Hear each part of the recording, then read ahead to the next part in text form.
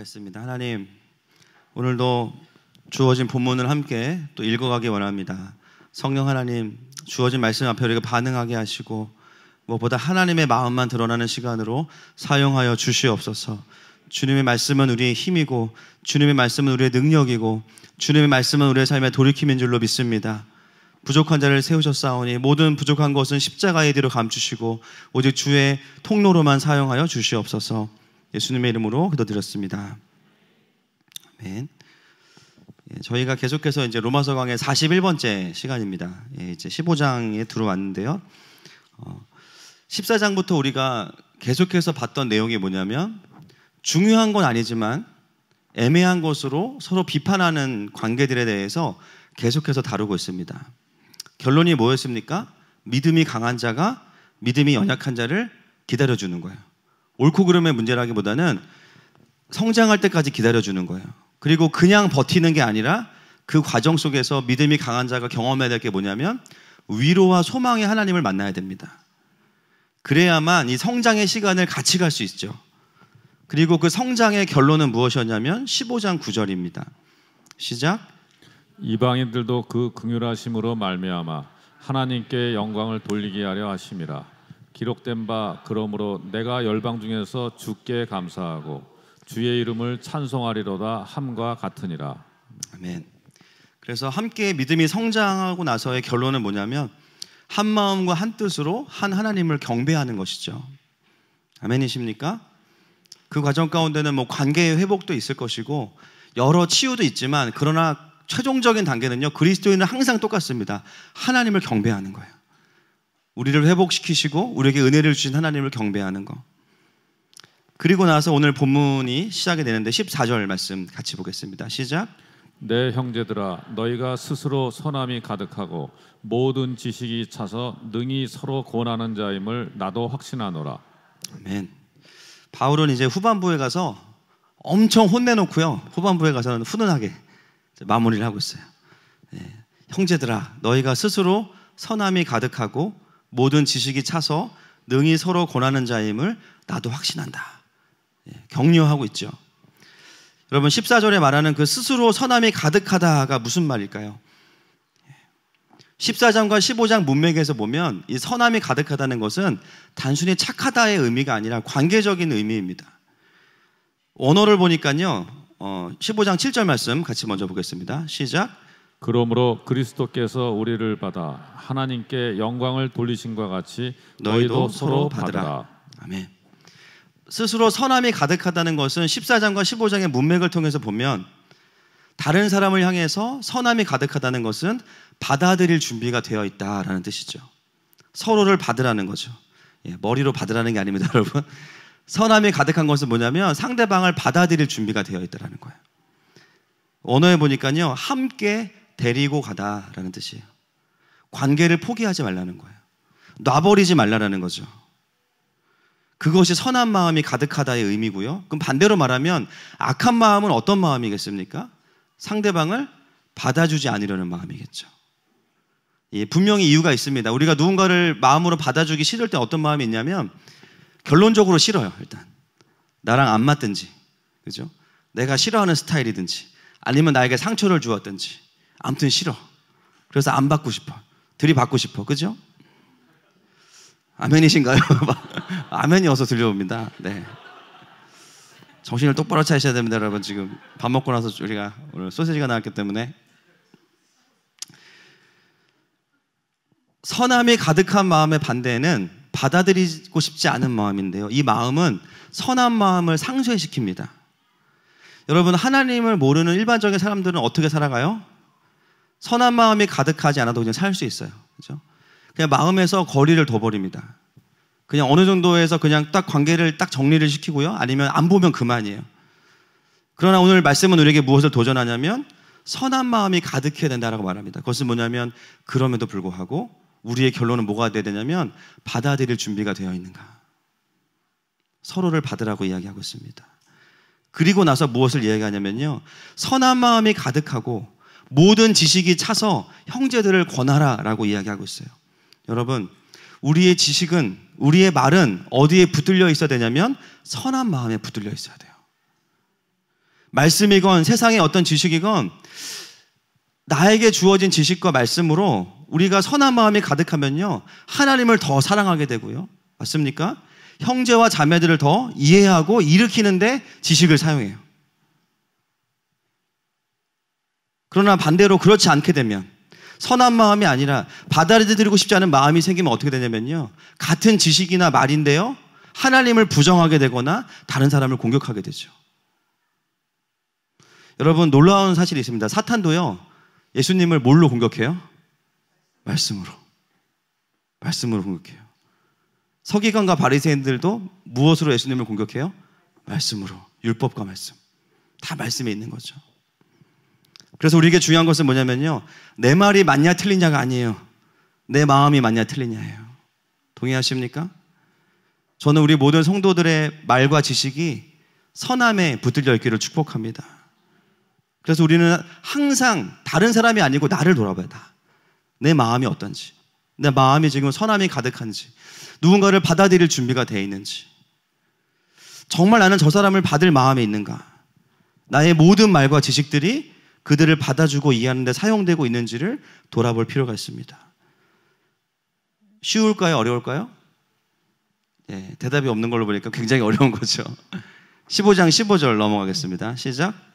그러나 내가 너희로 다시 생각나게 하려고 하나님께서 내게 주신 은혜로 말미암아 더욱 담대히 대략 너희에게 썼노니. 그래서 바울은 뭐라고 이야기하냐면 다시 생각나게 하려고 한다라고 합니다. 우리가 그것을 리마인드 하지 않으면 나도 모르게 내 마음을 빼앗기게 되는 거예요. 그러면 이제 우리의 고민은 뭐냐면, 아, 맞구나 라고 동의가 되지만 그 삶을 살아내는 것은 쉽지 않다라는 거죠. 여러분, 착하게 살자 마음 먹으면 사라집니까? 예, 쉽지 않죠. 내가 오늘은 정말 운전하면서 욕하지 말아야지 하는 순간 욕을 해. 정말 나는 오늘 절대 화를 내지 말아야지 하는 순간 화가 나. 그러고 싶은데 안 돼요. 근데 말씀에 참 위로가 되는 말씀이 있습니다. 로마서 7장, 이미 우리가 지나온 말씀이지만 18절과 19절 말씀 시작. 내 속 곧 내 육신에 선한 것이 거하지 아니하는 줄을 아노니 원함은 내게 있으나 선을 행하는 것은 없노라. 내가 원하는 바 선은 행하지 아니하고 도리어 원하지 아니하는 바 악을 행하는도다. 아멘. 아멘. 전 이 말씀이 그렇게 위로가 되더라고요. 야, 원래 안 되는 거였구나. 왜 절망하냐면 안 되는 거를 된다고 생각하니까 더 절망스러운 거예요. 말씀은, 로마서는 우리의 현주소를 보게 합니다. 여러분, 인간은 선함이 무엇인지 알아요. 하나님의 형상으로 창조됐으니까. 그런데 그냥 존재하는 게 아니죠. 우리가 죄로 인해서 많이 망가져 있습니다. 그러니까 어떻습니까? 선함이 무엇인지 알지만 행할 능력이 없어요. 왜 몰라요? 자녀들한테 화내지 말고 잘해야 된다. 안 돼요. 남편 퇴근하면 피곤하니까 내가 잘해줘야지. 안 돼요. 얼굴 보면 막 우라가 치밀어 오르고, 그죠? 안 돼요. 나와 맞지 않는 사람들을 내가 섬겨야지, 알아요. 그런데 안 돼요. 선함이 무엇인지 알지만 그걸 행할 능력이 없다는 거예요. 왜냐하면 우리의 육신은 내 중심적이고 이기적인 것이 먼저 앞서기 때문입니다. 이건 정죄가 아니고 이건 그냥 팩트입니다. 그러나 놀라운 것은 뭐냐면 복음의 시작, 복음의 본질은 그것을 인정하는 거예요. 맞습니까? 이걸 인정하지 못하면 내가 의로운 줄 알고 나한테 속아요. 그러나 이것을 인정하게 되면 이제는 포기하게 되는 것이 아니라 오히려 은혜를 구하게 됩니다. 주님, 맞습니다. 제 안에 선한 것이 없어요. 그래서 주님이 필요합니다. 주님, 내가 사랑해서 결혼한 한 사람 품기도 쉽지 않아요. 주님, 내가 낳은 자식을 품는 것도 쉽지 않아요. 주님, 나와 함께 일하라고 붙여주시는 직장의 동료들을 품는 것도 쉽지 않습니다. 때로는 공동체 안에서 만나는 지체들을 품는 것도 쉽지 않습니다. 그렇기 때문에 주님이 필요해요. 여러분, 우리가 겸손할 수밖에 없는 이유는 우리의 현주소를 직면하기 때문이죠. 우리가 주님 앞에 머무를 수밖에 없는 이유가 바로 이것 때문입니다. 그래서 바울은 15절과 16절에 보면 매 절마다 은혜라는 말을 사용하고 있습니다. 16절 말씀 같이 읽겠습니다. 시작. 이 은혜는 곧 나로 이방인을 위하여 그리스도 예수의 일꾼이 되어 하나님의 복음의 제사장 직분을 하게 하사 이방인을 제물로 드리는 것이 성령 안에서 거룩하게 되어 받으실 만하게 하려 하심이라. 아멘. 바울도 이방인 선교를 하면서 제가 상상하기에는 훨씬 더 우리보다 힘들었을 거예요. 훨씬 더 다양한 사람, 타 문화권, 그죠? 타 문화권에 가면 어떤 거는 인사인데 그 문화권에 가면 그 욕일 수도 있거든요. 얼마나 그 문화적인 부분에서부터 여러 가지 부분에서 쉽지 않은 시간들이 많았겠죠. 그런 과정 가운데 바울의 마음속에도 사람들을 선한 마음이 가득해서 바라보는 것은 쉽지 않았을 겁니다. 근데 바울의 그 고백 가운데 나오는 게 뭐냐면요, 은혜가 무엇인지가 16절에 풀어져 있어요. 여러분 16절을 여러 번 읽어보시면 심플하게 정리하면 그렇습니다. 뭐냐면 이방인들이 하나님을 깊이 만나고 바뀔 것을 기대했기 때문이었어요. 이들이 내가 지금 품기에는 쉽지가 않지만 그러나 반드시 이방인을 제물로 하나님께 드린다는 것은 뭐냐면 그들이 성령 안에서 거룩하게 되어진다는 거예요. 할렐루야. 인간적인 이해가 아니라 하나님께서 이 사람을 깊이 만나주시겠구나 라는 마음이 있었기 때문에 그 마음을 돌이켜낼 수 있었고 반전시킬 수 있었던 것이죠. 그래, 지금은 하나님을 모르기 때문에 그럴 수 있어. 그렇지만 내가 이들을 향해 부르심 받았기 때문에 함께 버텨주어야겠다. 이게 바울의 마음이었어요. 이번 주에 만난 한 성도분이 그런 이야기를 하셨습니다. 그분이 이제 전도를 할 때 힘든 게 가까운 사람들한테 복음 전하는 게 힘드시대요. 그래서 이제 본인이 어떤 일을 하시냐면 주로 가까운 사람들한테는 밥을 사주거나 뭐 차를 사주는 일을 하시고 그러다가 교회를 한번 데려오는 것까지는 할 수 있다는 거예요. 그거면 됩니다. 그거면 돼요. 왜냐하면 복음은 와서 들으면 되니까. 할렐루야. 여러분, 우리의 섬김과 다른 영혼을 향한 기다림의 목표는요, 그들의 문제를 해결해 주는 것이 아니에요. 우리는 다른 영혼의 죄의 문제와 연약함의 문제를 해결할 수 없습니다. 동의하시죠? 내 문제도 해결이 안 되는데 어떻게 다른 사람 문제를 해결해요? 우리가 할 수 있는 일은 뭐예요? 그가 하나님 앞으로 갈 수 있도록 도와주는 거예요. 결국은 그 문제는요, 복음에 부딪혀야만 해결되는 문제예요. 결국은 하나님을 깊이 누려야만 해결될 수 있는 문제예요. 그 기대감으로 가득 채워져 있는 마음이 선한 마음이라고 오늘 바울은 이야기하고 있는 것이죠. 그래서 그 영혼의 모든 걸 받아주지만 결국 이 영혼을 하나님께서 만나주시겠구나. 그 마음이 들어올 때 우리의 마음에 반전이 일어나는 것입니다. 그러므로 여러분, 다른 영혼들의 부족함 때문에 힘들어하기보다는 그 영혼이 하나님을 깊이 만나서 회복될 것을 기대하십시다. 그것을 묵상하기 시작할 때 그 사람을 받아줄 수 있는 마음이 채워지기 시작하는 거예요. 그리고 그 선함으로 서로를 받아주는 것을 훈련하는 곳이 어디예요? 교회입니다. 할렐루야. 여러분, 바울이 아까도 이야기했지만 얼마나 어려웠겠습니까? 도시마다 교회를 개척하는데 다 도시마다 상황이 달라요. 가면은 막 성령 충만한 분들이 막 환영하고 있는 게 아니죠. 호산나 외치면서. 아니에요. 아무도 예수님을 모르고요. 그 중에는 율법주의자도 있고요. 무법주의자도 있고요. 지역의 무당. 또 심지어 바울과 열심히 비슷한 사람도 있어요. 바울이 가는 곳마다 쫓아다니면서 시비를 거는 유대인들도 있었어요. 바리새인들. 하나님은 모르지만 율법은 조금 알기 때문에 끊임없이 바울에게 시비를 겁니다. 원래 이 사람들은 언제부터 활동했냐면 예수님 때도 동일한 사역을 하셨어요. 참 충격인 게 뭐냐면, 야, 예수님이 설교하면 다 은혜 받을 것 같은데 아니더라고요. 예수님 설교에도 은혜를 못 받는 분들이 있어요. 바리새인과 서기관들. 왜냐하면 그들의 목적은 은혜 받는 게 목적이 아니야. 어떻게 하면 예수님을 공격할까? 어떻게 하면 예수님을 고발할까? 거기에 목적이 있으니까요, 저자 직강의 설교를 들으면서도 은혜를 못 받는 거예요.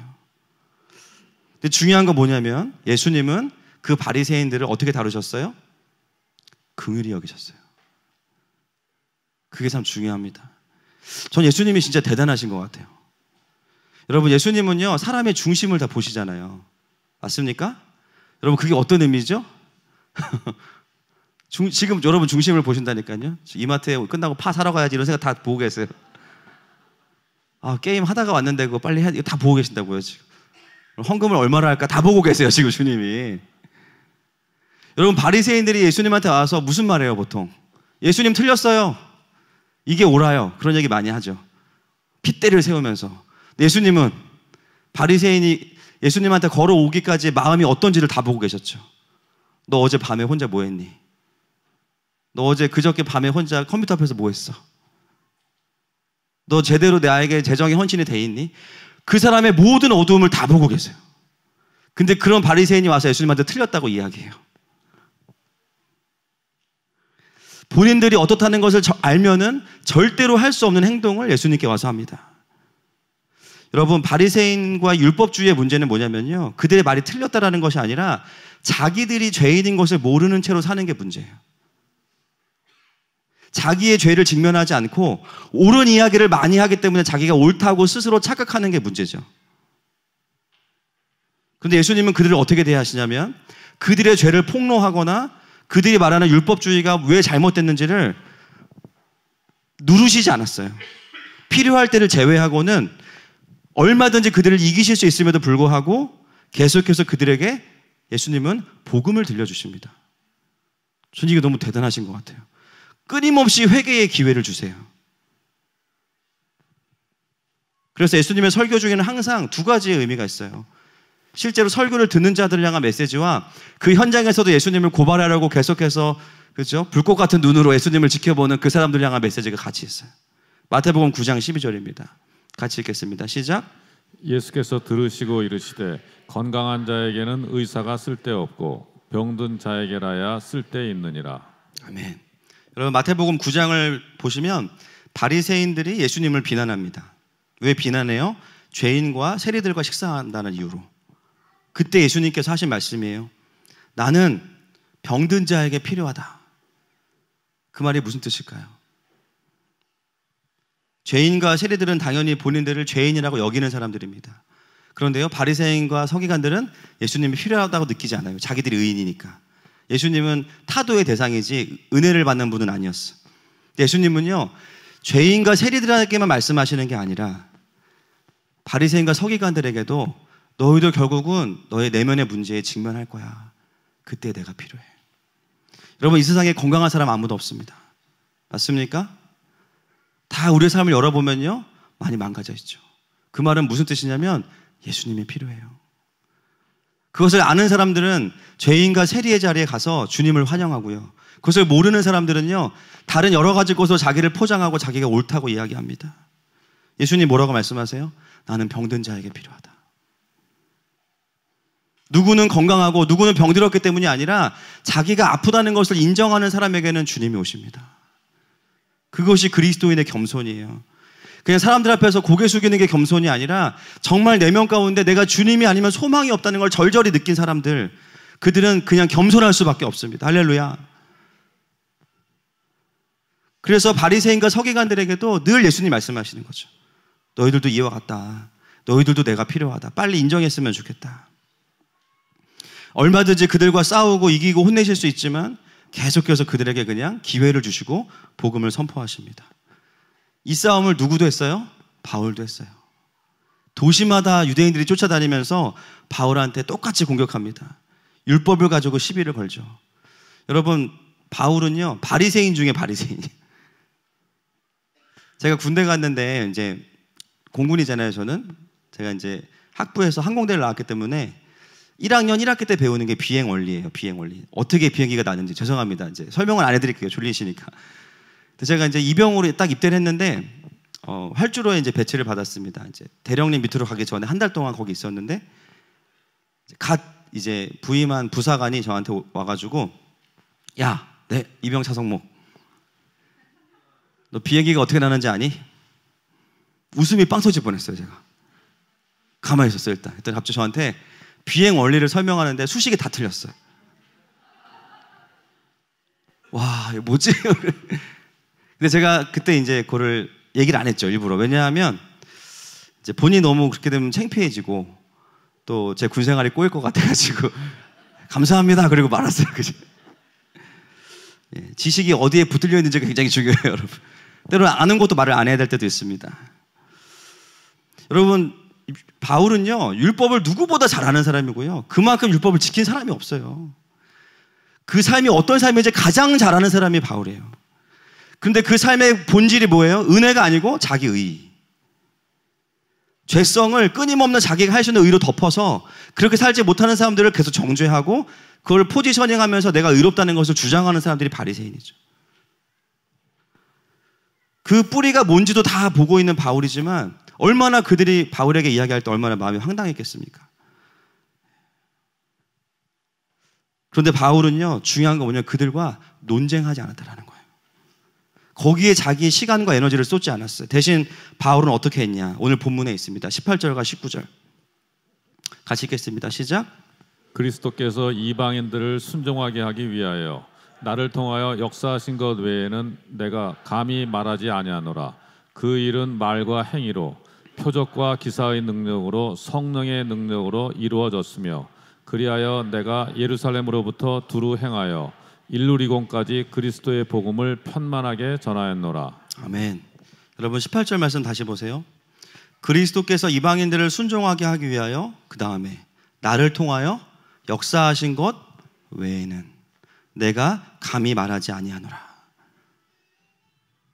맞대요. 그렇죠? 나는 논쟁하지 않겠다. 대신 하나님께서 나를 통해 일하실 것만 내가 말하겠다. 일하신 것만 말하겠다. 여러분 하나님의 나라는요 논쟁에 있지 않고요 하나님 나라의 실제에 있습니다. 하나님 나라의 실제는 말로 끝나지 않고 행위가 뭐예요? 순종이에요. 하나님의 말씀에 순종하고 나서 내 삶 가운데 하나님의 표적과 기사와 능력과 성령의 능력이 어떻게 드러나는지를 이야기하는 거, 그것이 하나님의 백성의 모습이죠. 한마디로 말하면 내 삶에 하나님 지금 어떻게 일하고 계시는지를 이야기하는 거. 내가 맞아가 아니라 하나님 내 삶에 어떻게 일하고 계시는지를 일관되게 말하겠다라는 거예요. 바울은 자신을 향한 모든 공격에 대해서 그저 하나님 나라의 실제를 계속 이야기합니다. 하나님이 나에게 주신 말씀이 무엇인지, 내가 받은 마음이 무엇인지, 하나님의 뜻이 무엇인지, 하나님의 말씀에 내가 어떻게 순종하고 있는지, 그리고 그 순종 이후에 하나님은 내 삶에 어떻게 일하고 계시는지, 표적과 기사와 성령의 능력. 여러분 그리스도인은 어떤 사람일까요? 말 그대로 그리스도가 드러나는 사람이에요. 물론 우리가 법을 잘 지키고 양심적인 삶을 사는 거, 법을 잘 지키는 거 중요합니다. 삶의 한 부분이에요. 그러나 우리의 최종 목표는 그래서 나는 좋은 시민이야가 아니에요. 마피아 게임이 아니잖아요. 그렇죠? 그래서 나는 아주 건강한 시민이야가 아니에요. 최종 목표는 뭐예요? 나를 통해서 그리스도가 드러나는 것입니다. 여러분 하나님을 모르는 분들 중에도요 얼마든지 존경스러운 분들이 많아요. 교회를 안 다니고도 나보다 더 난폭 운전 안 하고, 교회를 안 다니고도 나보다 더 세금 잘 내고, 교회를 안 다니고도 나보다 더 부부금술 좋은 사람들을 수두룩합니다. 그런데 그것이 그리스도인의 삶의 목표라면 우리는 교회를 다닐 필요가 없죠. 나보다 조금 잘 사는 분에게 가서 제자가 되면 됩니다. 그리스도의 제자가 되는 것은 도덕적이고 윤리적인 사람으로 가는 것이 아니라 그것을 넘어서서 하나님의 백성은요 그의 삶에 하나님의 일하심이 드러나야 돼요.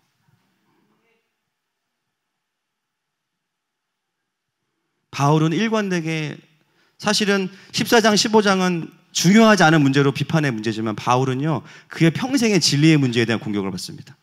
복음에 대해서 메시지를 공격하기 위해서 메신저를 공격하죠. 사단의 전략은 끊임없이. 그러나 바울은 어떻게 합니까? 내 삶에 일하고 계시는 하나님의 기사와 표적을 자랑해요. 성령의 능력을 자랑합니다.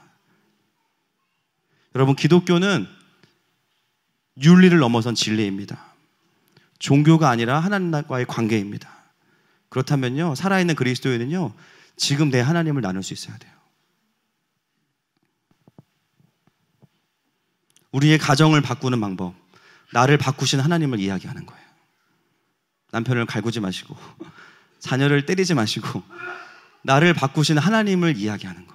우리의 직장을 바꾸는 방법, 물론 열심히 일하셔야 되고요 최선을 다하셔야 됩니다.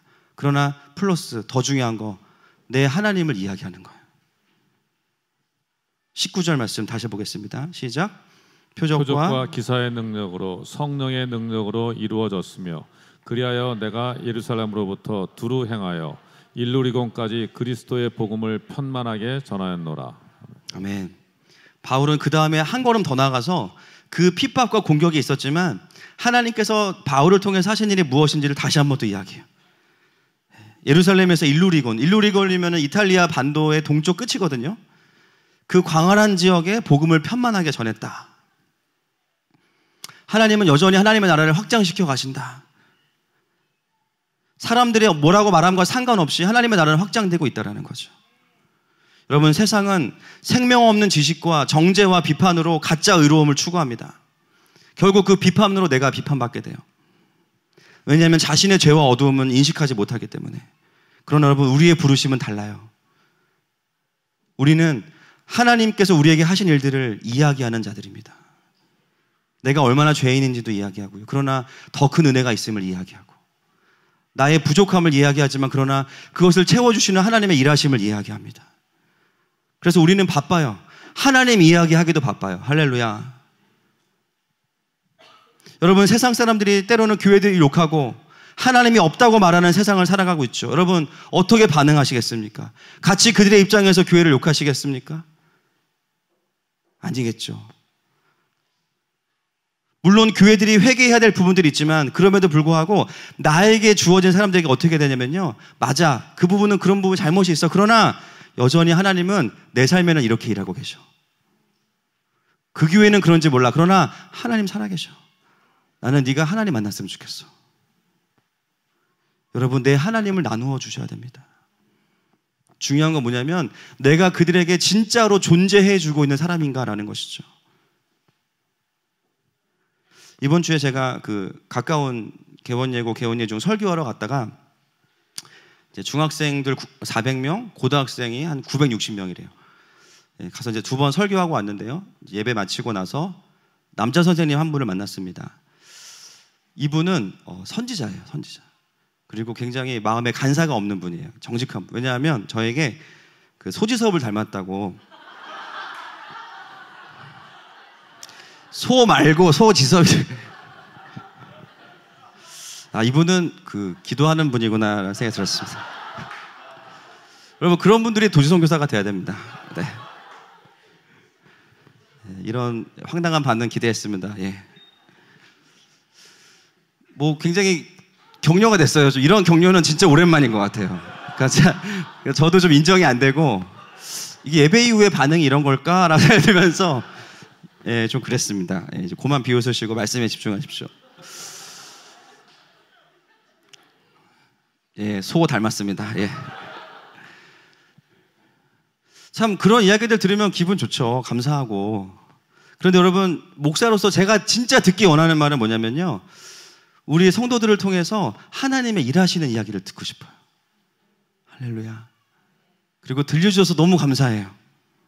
저는 진짜 기쁠 때가 언제냐면요, 목사님, 하나님 이번 주에 저에게 이렇게 행하셨어요. 또 어떤 분들은 아직 하나님을 모르지만 하나님 만나고 싶어요. 그 말 들으면 제가 하나님을 제가 만나주고 싶어. 하나님 얼마나 그 마음이 크시겠어요. 목사님, 제가 다시 신앙을 회복하고 싶어요. 그런 말 들으면 미쳐버립니다. 그리고 어느 순간 그렇게 기도했던 분들이 시간이 지나고 나면 오셔서 간증하시는 거예요. 하나님 저의 기도 들으셨다고. 내 삶에 회복이 있다고. 이전에도 하나님 알았지만 더 하나님 알게 됐다고.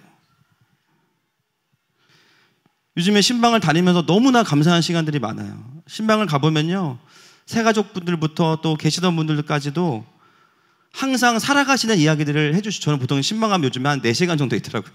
살아가시는 이야기도 해주시지만 결국 그 이야기 속에는 누가 있냐면 하나님이 계세요. 어떻게 교회에 오시게 됐고, 하나님이 지금 어떤 일을 행하시고, 지금 그 가정 가운데 일하시는 하나님의 이야기. 삶에서 분명히 어려운 시간도 있었지만 하나님께서 주시는 회복의 이야기들. 그러면요, 처음 이야기는 살아가는 이야기였지만 마지막에는요, 그 하나님을 경배하게 됩니다.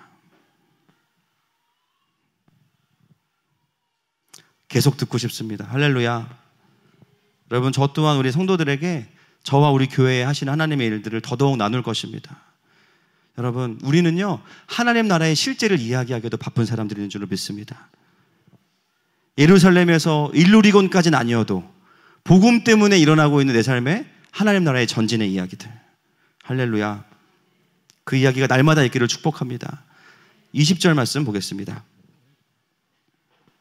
시작. 또 내가 그리스도의 이름을 부르는 곳에는 복음을 전하지 않기를 힘썼노니 이는 남의 터 위에 건축하지 아니하려 함이라. 아멘. 여러분, 주로 이 20절 말씀이 언제 쓰이는지 아십니까? 주로 이제 목사님들이 많이 쓰시는데요. 이제 우리 교회 옆에 건물에 다른 교회 들어오면요, 반드시 이 말씀을 이렇게 형광펜을 쳐가지고 이제 그 교회 목사님을 찾아가요. 그래서 이제 아니 여기 내 구역인데 전문 용어로 뭐라 그래요? 잘하시네요. 어디 여기 숟가락을 올리냐 이러면서 이제 가가지고 이제 막 목사님한테 뭐라고 하죠. 막 누구 허락 받고 여기서 목회하냐 이러면서.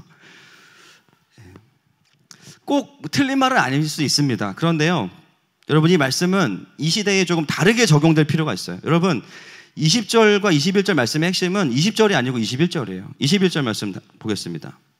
시작. 기록된 바 주의 소식을 받지 못한 자들이 볼 것이요 듣지 못한 자들이 깨달으리라 함과 같으니라. 아멘. 주의 소식을 받지 못한 자들이 볼 것이요 듣지 못한 자들이 깨달으리라.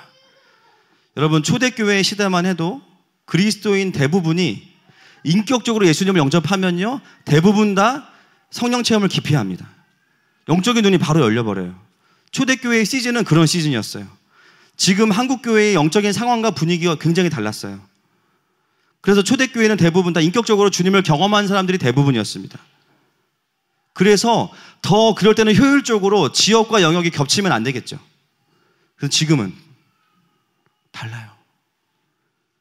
지금은 교회 안에도 인격적으로 예수님을 모르고 수십 년 신앙생활하는 분들이 수두룩합니다. 영적인 눈과 귀가 열리지 않아서 여전히 자기의 의로 살아가는 수많은 종교인들이 있어요. 상황 자체가 다릅니다. 그렇기 때문에 적용이 달라져야 돼요. 요즘 많은 분들이 그런 이야기 합니다. 교회가 수평이동의 문제라고. 막 수평이동. 수평이동이 뭔지 모르겠어요. 물론 어떤 부분에서 동의가 됩니다. 그런데 문제는요, 수평이동이 아니라 수직이동이 일어나지 않는 게 문제죠. 어디서 예배하든지 이 산이든 저 산이든 그리심산이든 시온산이든 중요한 건 뭐예요? 하나님은 신령과 진정으로 예배하는 예배자들을 찾으신다는 거예요. 신앙의 기준이 왜 수평이동입니까? 수직이동이지. 이사 가서 교회를 옮길 수도 있는 거고, 그렇죠? 상황이 다 달라요. 중요한 건 뭐냐면요, 그래서 그 다음에 하나님하고 가까워졌냐는 거예요. 날이 갈수록 하나님을 더 알아가고 있는가? 하나님과 사람 앞에 겸손해지고 있는가? 그분 때문에 내 삶에 성령의 열매가 맺혀지고 있는가? 세상의 방식으로 살던 사람들이 하늘의 방식으로 살아가면서 하나님의 일하심을 경험하고 있는가? 그 실제를 보는 게 더 중요한 거 아닙니까, 여러분?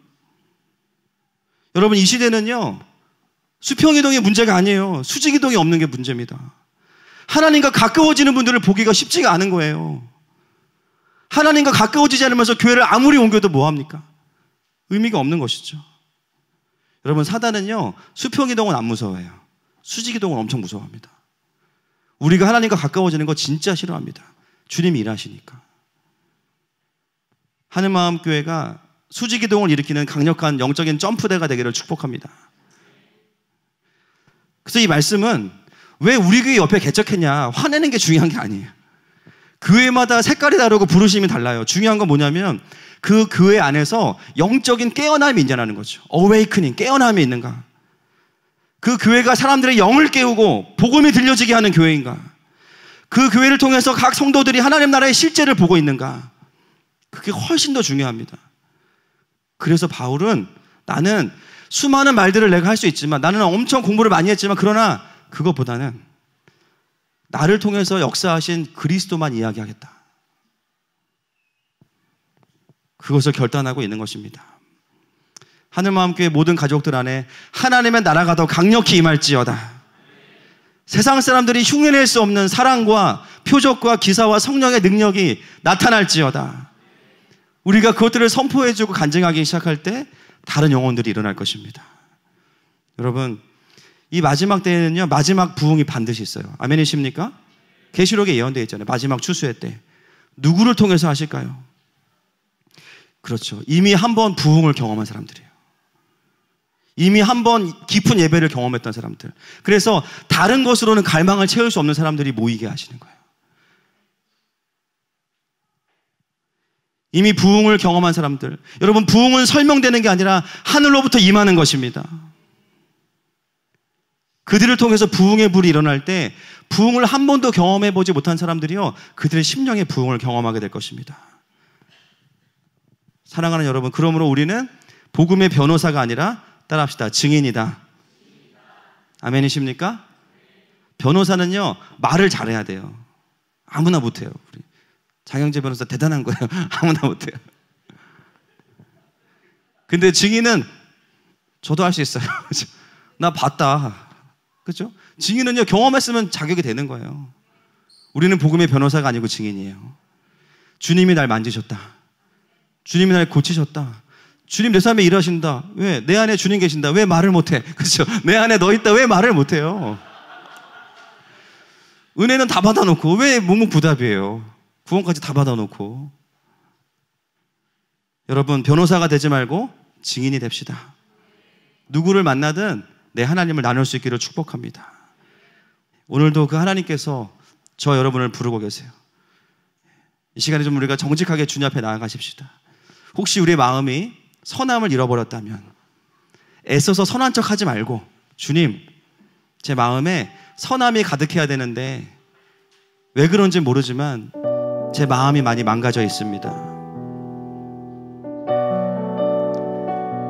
오늘 우리 하나님 아버지께서는 그 마음 그대로 나오라고 말씀하세요. 그렇기 때문에 내가 너의 창조주이고 내가 너의 아버지다.